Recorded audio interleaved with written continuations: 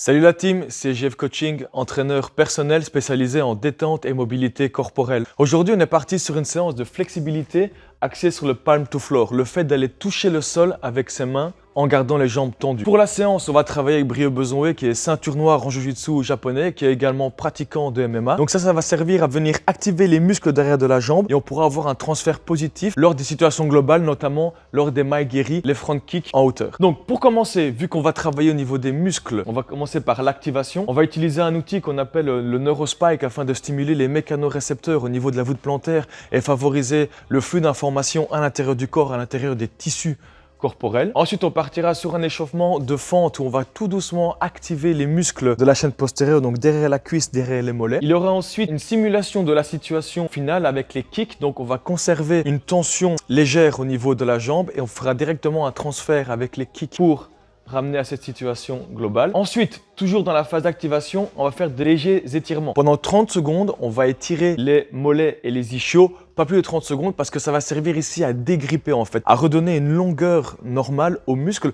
sans pour autant aller dans l'étirement qui va créer des micro-fissures et créer de la réparation musculaire. Donc l'étirement en activation, c'est uniquement pour préparer le corps à l'effort. Après l'activation, on partira sur du renforcement spécifique à notre travail du jour sur la chaîne postérieure. On va commencer avec des elephant walk où on mettra les deux mains au sol. Après, nous partirons sur du Romanian deadlift. C'est un deadlift avec le dos droit. On vient casser au niveau des genoux, au niveau des hanches, afin de renforcer le plus possible la chaîne postérieure à charge légère. Le dernier exercice de renforcement musculaire, ce sera du Jefferson Curl. Ça veut dire qu'on aura un poids au bout des mains et qu'on va vraiment laisser la gravité travailler avec le poids pour vraiment mettre de la tension progressive au niveau de la chaîne postérieure. Et pour terminer, il aura ce qu'on appelle le ROS Jefferson Curl. C'est le même principe que le Jefferson Curl, sauf qu'ici on mettra les pieds sur un plan incliné afin de créer une prétention et avoir un renforcement musculaire dans l'étirement. Donc ici, on étire et on renforce en même temps la chaîne postérieure. C'est l'un des renforcements musculaires les plus importants où on a le plus de gains. Et pour terminer, après notre séance de palm to floor, on finira sur du stretching spécifique où là, on va dépasser la minute d'étirement pour vraiment venir allonger la chaîne postérieure, allonger les muscles et garder l'efficacité de la séance. Donc, c'est parti pour le palm to floor. Let's go! Ça va servir à venir activer les mécanorécepteurs au niveau des pieds. Donc tu passes doucement sur le pied, voilà, tu vois qu'elle est très dure. Donc tu passes au niveau du talon, au niveau de la voûte plantaire, au niveau des orteils également. Et le but c'est de masser le pied jusqu'à sentir une sensation de chaud en dessous de la voûte plantaire. Ça sera synonyme que ton pied est prêt, qu'on a bien stimulé les terminaisons nerveuses au niveau de la voûte plantaire. Et maintenant, on va passer avec la balle qui est un peu plus soft. Donc là, tu peux appuyer un peu plus au niveau de la voûte plantaire. Ici, le Neurospike, c'est un outil spécial utilisé pour stimuler les récepteurs de la voûte plantaire ou même de tout le corps. Ce qui va permettre un meilleur flux nerveux au niveau du corps entre le cerveau et la partie massée pour avoir une meilleure sensation, une meilleure préhension au niveau du pied dans le cas présent ici. Donc ici, on est parti en iso front kick. Ça veut dire qu'on va conserver une position isométrique pendant 30 secondes et qu'après, on va faire un transfert en dynamique, faire un étirement qu'on appelle balistique. Tout ça pour préparer le muscle à passer d'une position statique à une position dynamique, à un mouvement dynamique, pour mimer la situation finale de front kick en situation de combat, étant donné que Brio est un pratiquant de MMA. Ok, tu peux donner 10 kicks devant. Donc ici, léger, voilà. Ici, on monte la jambe sans forcer pour vraiment travailler sur les réflexes myotatiques, le réflexe de stretching. Bien, encore, léger. Bien. Bien. Nickel. Après 10 kicks, on passe à l'autre jambe. Top. Magnifique. Donc, pourquoi on donne des coups sans forcer sur le muscle? C'est pour travailler sur le réflexe myotatique. Le réflexe myotatique, c'est un réflexe qui intervient lorsque le muscle est étiré brusquement et que le corps envoie un signal de sécurité. Donc le muscle est étiré, mais le cerveau pour lui ne contrôle pas ce mouvement-là. Donc il va envoyer l'information que le muscle doit se rétracter, se contracter d'un coup. Ce qui provoque des douleurs instantanées et ce qui provoque également des raideurs par la suite au niveau du muscle. En travaillant sur des mouvements long, léger et contrôlé, on augmente la tolérance à ce réflexe myotatique. Ça veut dire qu'en situation réelle, on sera plus à l'aise pour donner un coup de pied de face, par exemple, plus rapidement possible, sans aller chercher ce réflexe myotatique. En gros, on augmente l'efficacité du mouvement. Et c'est parti pour des kicks. 1, 2. Vu qu'on est toujours dans la phase d'activation, on va préparer le mollet à l'effort. Étant donné que dans la vie de tous les jours, on marche, on est assis, on est debout, le muscle vient se contracter, mais pas nécessairement se détendre en s'étirant. Donc ici, on va étirer les mollets pendant 30 secondes maximum, vu qu'on est toujours dans l'activation en préparation pour l'effort.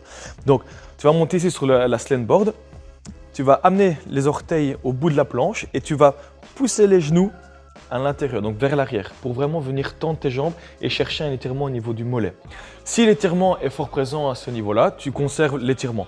Si c'est supportable, tu vas prendre appui sur les élastiques et avec l'autre jambe, tu vas aller pointer le plus loin possible dans le but d'accentuer, hop, l'étirement. Là, tu viens verrouiller les genoux, clac, tu restes bien droit. Contracte les muscles fessiers pour activer les abdominaux, super. Tu vas le toucher le plus loin possible et tu tiens 1, 2, tu reviens en position initiale. Et tu vas toucher à midi devant toi. Et t'es parti.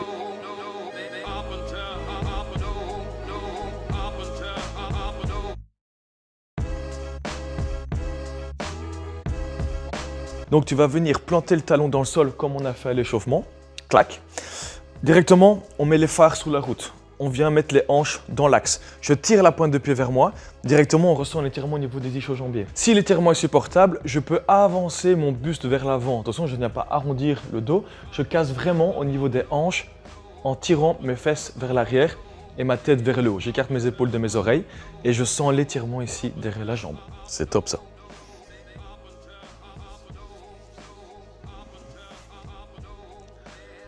Bien.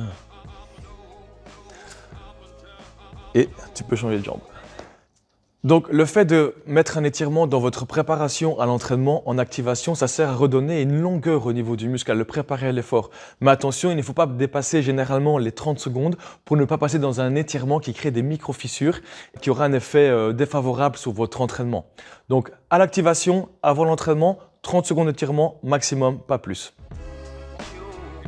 Ok, time, tu peux relâcher.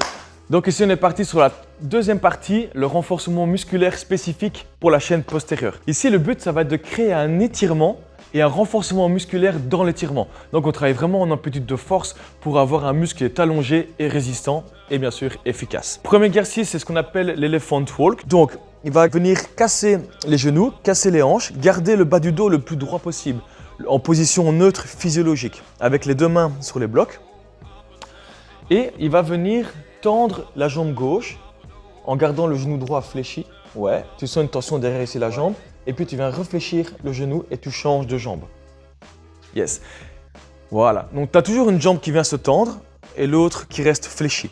Toujours dans l'optique de chercher une tension et un renforcement musculaire. Donc vas-y, clac, parfait. Et puis tu changes de côté. Droit. Tu tiens 2 secondes et puis tu lâches. Quand tu tires une jambe vers l'arrière, force-toi à garder l'autre vers l'avant. Vas-y. Ouais, parfait, sans creuser le bas du dos, sans compenser. Et puis tu reviens en position initiale. Super. Et puis tu changes de jambe. 1, 2, et puis tu descends. Bien, directement on enchaîne sur le Romanian deadlift. Ici, tu vas prendre les 2 kettlebells. Je déverrouille mes genoux, les pieds correctement ancrés dans le sol. Je viens casser toujours au niveau des hanches pour garder mon bas du dos en position neutre physiologique. Je viens attraper les doubles kettlebells ici, en gardant mes épaules écartées de mes oreilles, en voulant garder le bas du dos en position neutre physiologique, je viens tirer double kettle ici et je descends. Je tire mes fesses vers l'arrière, je sens une belle tension au niveau des ischio-jambiers et je recommence. Vas-y, tu peux aller. Ouais, parfait. Le bas du dos neutre, magnifique. Ancre bien les pieds dans le sol, tu tires et t'es parti. Super dos aussi, magnifique. Vas-y, vas-y, tire encore. Parfait. Et tu déposes, tout doucement. Ici, le mouvement est magnifique. Tout ce qui est lent est contrôlé. Tout ce qui est contrôlé est un travail de force. Quand on travaille en force, on va recruter des fibres musculaires. Et ici, ce qu'on recherche, c'est le but final. Vraiment recruter le plus de fibres musculaires pour construire un muscle durable et fort dans le temps. Magnifique. Et tu descends. Bien. Ici, un truc qu'on peut ajouter, lorsqu'on porte un poids, même dans la vie de tous les jours, c'est venir contracter les muscles fessiers. En contractant les muscles fessiers, on vient activer les abdominaux et on protège le bas du dos, ce qui nous permet de réaliser des mouvements fonctionnels sans risque de se blesser. Bien. Encore un.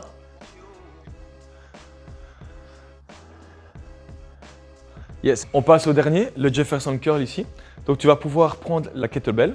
Donc tu prends la kettlebell, Voilà. Vas-y, prends-la. Remets-toi debout. Parfait. Deuxième position. Tu vas laisser tomber la tête vers l'avant, les épaules vers l'avant et venir vraiment arrondir le haut du dos. Ici, on ne garde plus le dos droit, on le laisse s'arrondir. Le kettlebell, on va vraiment placer le poids au niveau des épaules pour éviter toute contrainte au niveau du bas du dos. Donc, tu vas vraiment enrouler encore plus les épaules vers l'avant. Voilà. Et de cette manière, on dirige vraiment le poids au niveau des épaules et on laisse la pesanteur travailler sans proposer de contraintes, sans se mettre de contraintes au niveau du bas du dos. Quand tu es en bas, tu pousses bien avec tes gros orteils dans le sol et tu remontes chemin inverse. Tu viens dérouler au niveau du nombril, on remonte au niveau des épaules. Yes. Et quand tu arrives au-dessus, on tire les épaules vers l'arrière. Je tire ma tête au plafond et voilà, je me déplie. Et puis on est reparti.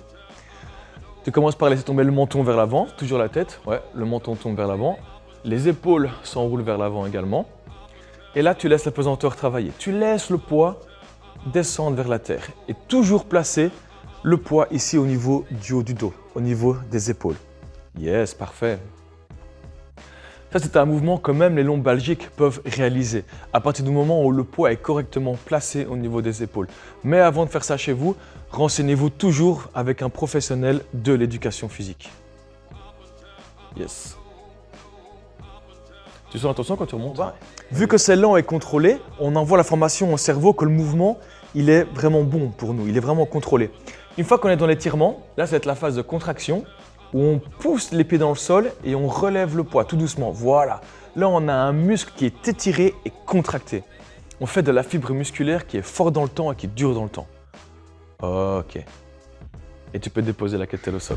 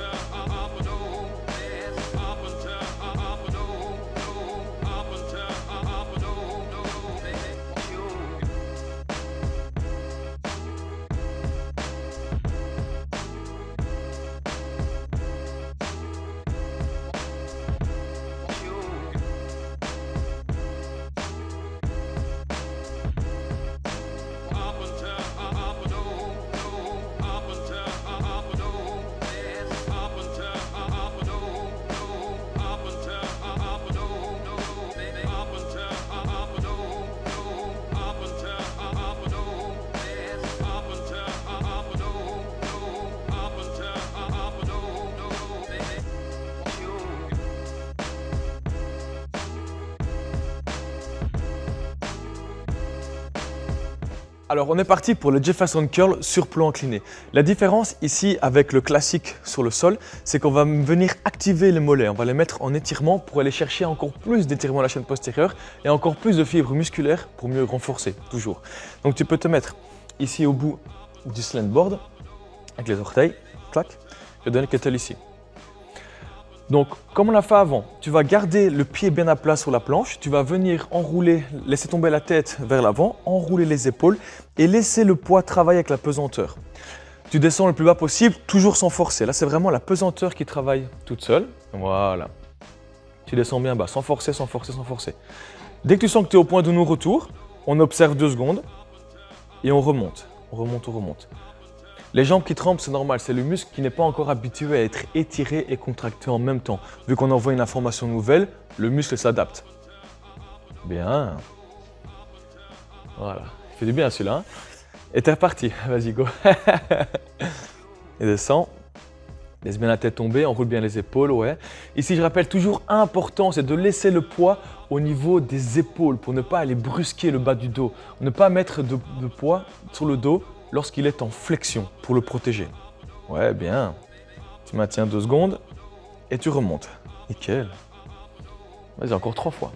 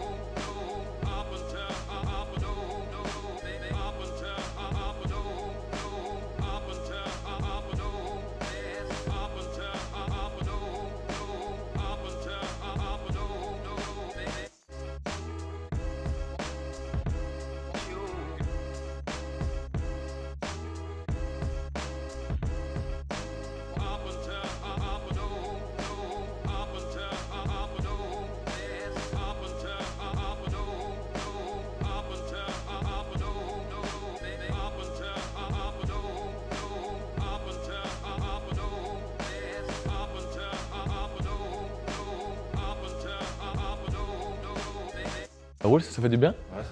Tu sens que ça s'allonge? Alors, s'il y a des courbatures, après ça, c'est normal. Un entraînement en flexibilité, c'est également du renforcement musculaire. Donc, on crée des micro-fissures au niveau du muscle qui a besoin de se refaire. Donc, les courbatures, c'est normal, même en entraînement de flexibilité. Ici, dernier étirement. Étant donné qu'on a passé la phase d'activation de renforcement, maintenant on est dans la détente post-séance. Donc, on va pouvoir tenir un étirement plus de 30 secondes. Ici, en l'occurrence, il va durer 1 minute. Donc, ici, mon préféré, c'est celui de la chaîne postérieure. On va bloquer le dos dans le sol pour éviter des contraintes inutiles et on va juste travailler sur les muscles des membres inférieurs, donc au niveau des jambes. Donc, pour ce faire, tu te couches sur le dos. Hop, tu vas juste lever ton bassin. Tu vas attraper ton bassin avec tes deux mains, un pouce vers le haut.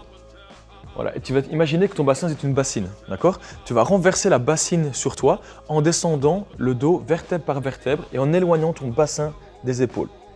Clac, voilà. Tu sens le dos qui est à plat? Voilà. Ça a pour effet de mettre le dos à plat. Donc on élimine tout danger de tension inutile au niveau du bas du dos. À partir de là, tu vas ramener ton genou droit sur ton ventre. Je vais passer l'élastique ici, au-dessus de tes orteils. Tu vas attraper l'élastique avec tes deux mains, sans faire de nœud pour éviter de créer un blocage au niveau sanguin et d'avoir des fourmis dans les doigts. Avant de pousser le talon vers le plafond avec ce pied-là, tu vas tendre ta jambe gauche. Donc tu la tends, ouais, pointe de pied vers toi, comme ça elle reste active.